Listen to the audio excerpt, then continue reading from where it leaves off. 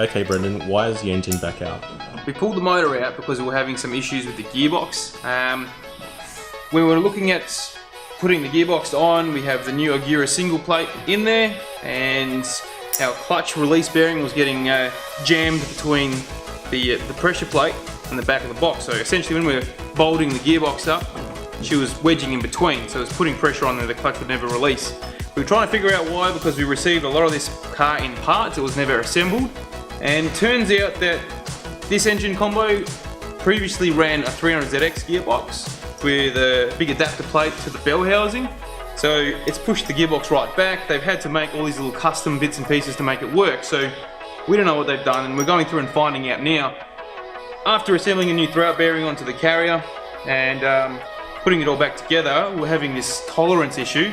We pulled it all back apart again and checked, and they've actually made a little spacer, machined up a little spacer ring to get the throwout bearing further towards the clutch from everything being spaced back from the adapter. So it was just as simple as removing this little ring, putting our bearing back together on the carrier, bolting it all back together, and now we've actually got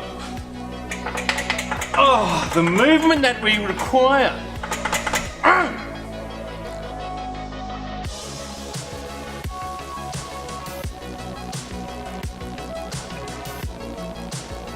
It's Saturday afternoon, 5 PM. The Mighty Car Mods event is on 6 days away, and as you can see, we are fully prepared. So now we have gone through and we've had to change quite a few things. We've noticed that once the motor was sitting in the car, the sump was actually touching the subframe. So we've had to notch out the subframe. We've finished patching up the hole for the manifold, so that can all be sitting in there nicely once it's in there. We've had to change our wiper setup because with both wiper arms in, the patch would now belt the back of it when they operated, so we've had to like cut all that out and weld it on an extended rod, so we're just having the one wiper arm. So once we fitted all the motor back into the engine bay, we noticed that we still had clearance issues with the rack to the sump. So then we spaced the subframe down and spaced the engine up, and also put an extra couple of packers in the gearbox side of things as well, so the engine sits nice and level.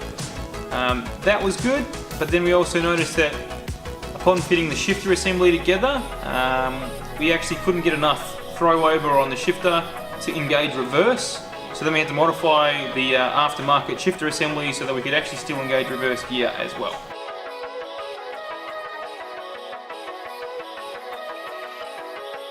We've also had to do a heap of wiring today. We went through with this engine loom that we've got. This is off a VQ30DET because when we purchased this setup we didn't even have an engine loom. The VQ30DET and obviously the VQ30DET, there is some slight differences. We've had to modify the loom and change our injector plugs over onto the 35DE loom. The 35DEs run cam angle sensors at the back of the heads, and they also have VCT.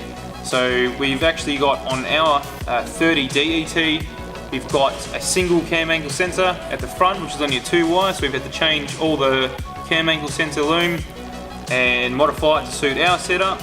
Also there was issues with our throttle position sensor plug not working and our coolant temp sensor to the ECU not working, so we had to switch some plugs around and just chase the wiring pinouts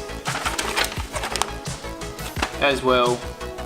We're hoping that on Monday, in a couple of days time, we're going to be able to put this back into the car, wire up the body loom and just update the software with the different cam angle sensors and hopefully get a fire up out of it to get it ready to go to Mick at Overboost on Tuesday.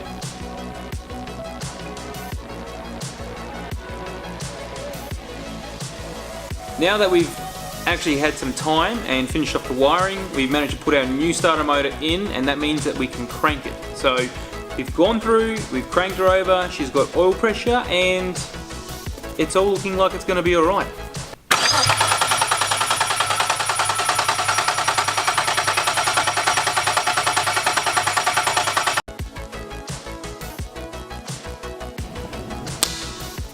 We've got our tail shaft from Final Drive. We've test fitted it before and it all looks like it's going to fit quite nicely. This means we're going to be able to do some skids.